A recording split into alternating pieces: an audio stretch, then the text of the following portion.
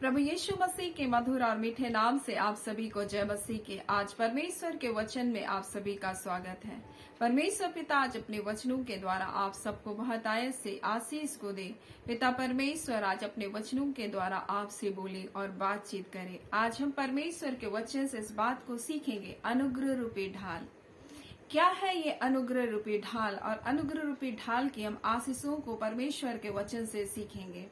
जब हम लोग भजन संहिता उसके हम लोग देखते हैं 5वें अध्याय उसके 12 में इस प्रकार से लिखा है, तू धर्मी को आशीष देगा, हे यहोवा तू उसको अपने अनुग्रह रूपी ढाल से घेरे रहेगा। और आज परमेश्वर पिता अपने अनुग्रह रूपी ढाल के बारे में हमें कुछ बातों को बताना चाहता है। और परमेश्वर का वचन यूहन्ना पहला अध्याय में लिखा है, यीशु मसीह के द्वारा अनुग्रह पर अनुग्रह को हमने पाया। वो अनुग्रह और सच्चाई के साथ परिपूर्ण होकर हमारे बीच में डेरा किया।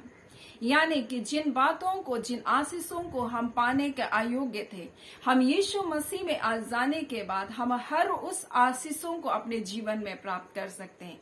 और यही तो वो अनुग्रह है जो हमारे जीवन के लिए परमेश्वर ने दिया। उसका वचन हमें इस प्रकार से कहता है, तू धर्मी को आशीष देगा। मेरे प्रियो, परमेश्वर का वचन कहता है कोई धर्मी नहीं, एक भी धर्मी नहीं। फिर कैसे मनुष्य आशीषों को प्राप्त कर सकता है? परंतु परमेश्वर का वचन रोमी में इस प्रकार से कहता है, जब हम यीशु मसीह के ऊपर, उसके बलिदान के ऊपर जब हम विश्वास करते हैं, उसके मारे जाने के ऊपर, उसके जी उठने पर हम जब विश्वास करते हैं, हमें मसीह यीशु की धार्मिकता को हम स्वीकार करते हैं। मेरे प्रियो, अब जब परमेश्वर हमें देखता है तो हमें नहीं देखता, परंतु उसके बेटे यीशु मसीह को देखता है। और उसी की धार्मिकता के द्वारा परमेश्वर का वचन कहता है कि धर्मी को तू आशीष देगा और हे यहोवा तू उसको अपने अनुग्रह रूपी ढाल से घेरे रहेगा। यानी शत्रु हमारे जीवन में तरह तरह के आक्रमण को करता है, तरह तरह के तीरों को चलाता है, दोषारोपण को लगाता है, बुराई को करता है, लड़ाई और झगड़े को करता है, नाना प्रकार के प्रतिदिन समस्याओं को हमारे जीवन में लेकर आता है, ताकि हम अपने शांति को, अपने आनंद को, परमेश्वर की उपस्थिति को हम खो दें। परंतु ये जो अनुग्रह रूपी ढाल है, ये हमारे जीवन का बचाव करता है। इसलिए जब हम इफिसी उसका 6वां अध्याय उसका 16 को पढ़ते हैं तो लिखा है, विश्वास की ढाल लेकर स्थिर रहो, जिससे तुम दुष्ट के सब जलते हुए तीरों को बुझा सको। मेरे प्रियो, दुष्ट अपने तीरों को चलाता है। तीर चलाने का अर्थ हमें घायल करना, हमको चोटिल करना। और ऐसे ही प्रतिदिन लोग हमारे जीवन में कई तरह की बातों को करते होंगे, हमें चोट पहुंचाने के लिए, हमको निराश करने के लिए, हमको गिराने के लिए, हमें अपने परमेश्वर की योजना से दूर ले जाने के लिए, हमें परमेश्वर के मकसद से दूर हटाने के लिए कई तीरों को शत्रु चलाता है। और शत्रु का काम ही यही है कि वो प्रतिदिन परमेश्वर के लोगों से युद्ध करता है। लेकिन परमेश्वर ने हमारे जीवन में अनुग्रह रूपी ढाल को दिया है, और ये वो ढाल है जहाँ यीशु मसीह हमारे आगे खड़ा होता है और वो कहता है, मैं इसकी धार्मिकता हूँ। और परमेश्वर हमारे आगे अपने बेटे यीशु मसीह को हमारे लिए खड़ा करके रखा। जब रोग हमारे जीवन में तीर चलाता है, तब यीशु मसीह कहता है कि मैंने इसके लिए कोड़े की मार को सहा। और जब कोई ऐसी बीमारी या ऐसी तकलीफ हमारे जीवन में आती है, तब हम परमेश्वर के वचन को सबसे आगे करते हैं। और जब हम परमेश्वर के वचन को सबसे आगे रखते हैं, मेरे प्रियो, शत्रु के तीर क्या हो जाते हैं? टूट जाते हैं। जैसे एक ढाल जब मनुष्य के आगे रहता है, उस ढाल से क्या होता है? उन तीरों को क्या करता है? वो टुकड़े टुकड़े कर देता है। मेरे प्रियो, वही विश्वास हमारे जीवन में होना चाहिए कि चाहे कुछ भी क्यों ना हो, कुछ भी हालात क्यों ना हो, लोग हमारे विरोध में भीड़ क्यों ना लगा ले, लोग हमारे अगेंस्ट में क्यों ना खड़े हो जाए, लेकिन आपके अंदर विश्वास होना चाहिए आपका परमेश्वर आपके साथ है। और उसका वचन इसलिए तो कहता है, इसलिए तुम विश्वास की ढाल लेकर बोलता स्थिर रहो, जिससे तुम उस दुष्ट के जलते हुए तीरों को क्या करो? बुझा सको।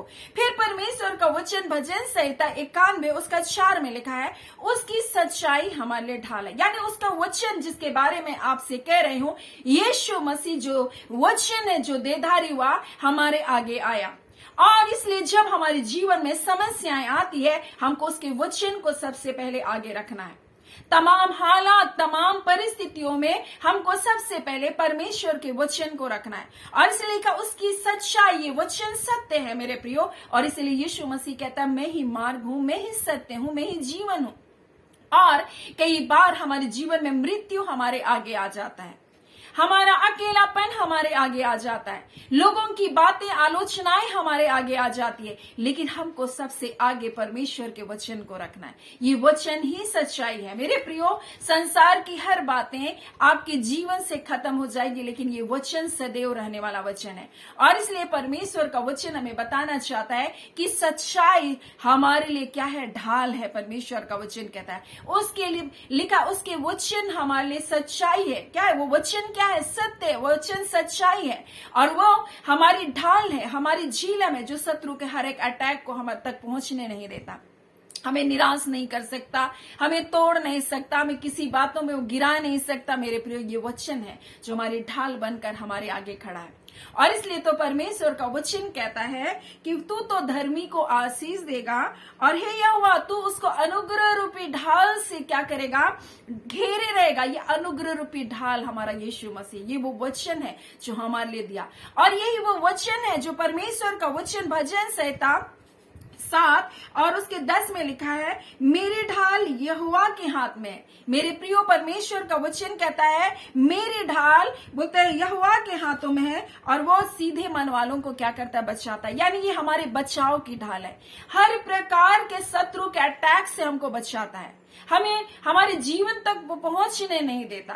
वो हमारे लिए आड़ और ढाल है। यही वो अनुग्रह रूपी ढाल है। और ये अनुग्रह रूपी ढाल जब आपके जीवन में आशीषों को आने से कोई नहीं रोक सकता, भलाई से आने से कोई नहीं रोक सकता, छुटकारा को आने से कोई नहीं रोक सकता, क्योंकि शैतान जब तक आपको निराश करके तोड़ ना ले तब तक वो आपके जीवन की आशीषों को नहीं ले सकता।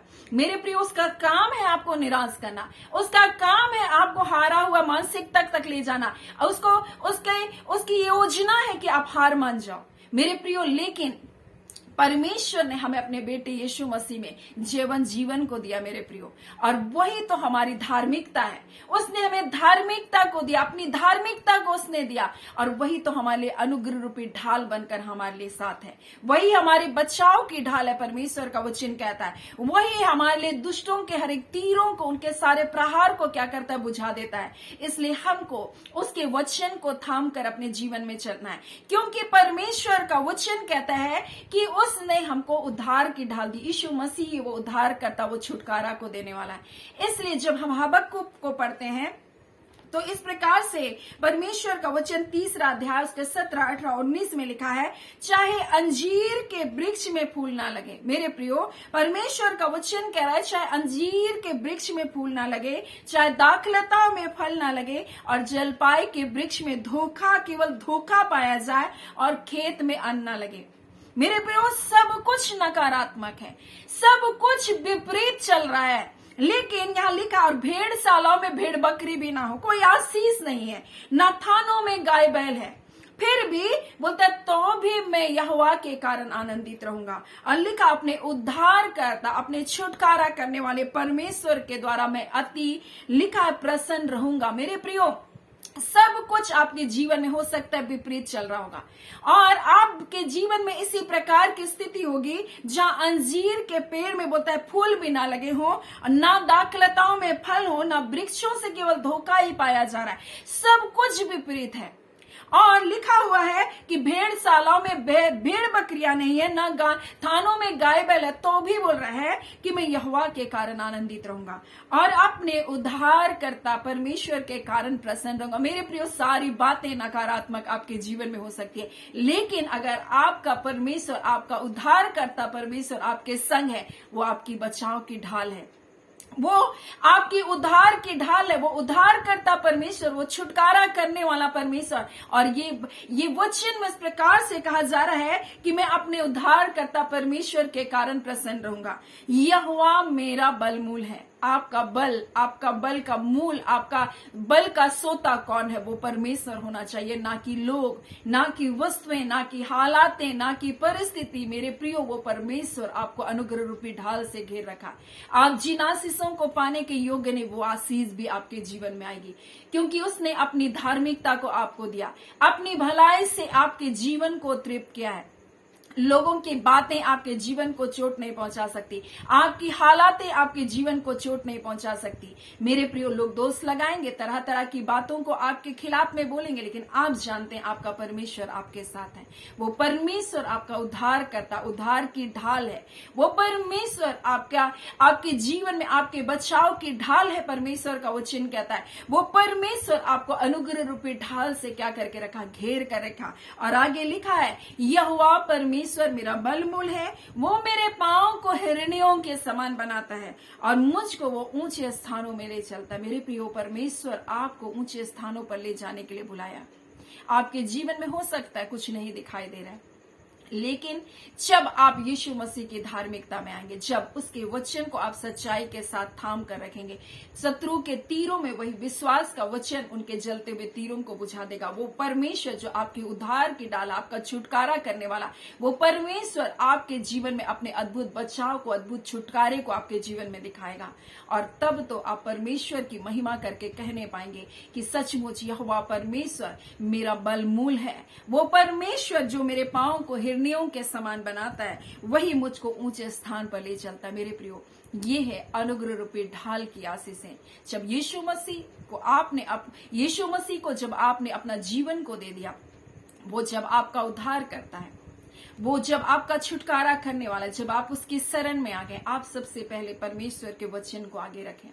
वो वचन आपके लिए ढाल है। और इसलिए परमेश्वर का वचन कहता है, और विश्वास की ढाल लेकर बोलता है, तुम बोलते हैं कि परमेश्वर का वचन कहता है तुम स्थिर रहो, जिससे तुम दुष्ट के सब चलते हुए तीरों को तुम क्या कर सको, बुझा सको। मेरे प्रियो, शत्रु का काम है तीर चलाना, शत्रु का काम है आपको बदनाम करना, शत्रु का काम है आपको लज्जित करना, शत्रु का काम है आपको गिराना, लेकिन वो विश्वास की जो ढाल आपके पास है वो आपको स्थिर रखेगी और शत्रु के हर एक तीरों को क्या करेगी, बुझा देगी। और वो अनुग्रह रूपी ढाल, परमेश्वर का वचन कहता है मेरा धर्मी जन क्या करेगा, आशीष को पाएगा। और यही बात परमेश्वर का वचन कहता है, वो तू धर्मी को क्या करेगा, आशीष देगा। हे यहोवा, तू उसको अनुग्रह रूपी ढाल से क्या करेगा, घेरे रहेगा। और परमेश्वर ऐसी आशीष हमारे जीवन में देना चाहता है, इसलिए वो आपको अपने निकटता में बुलाया है, उसके बेटे यीशु मसीह की संगति में आपको बुलाया। सो किसी भी बातों से आप निराश हताश ना हो जाएं, क्योंकि परमेश्वर का वचन क्या कहता है कि चाहे अंजीर के पेड़ में कोई फूल ना लगे, कोई फल ना लगे, दाखलताओं में कोई फल ना लगे,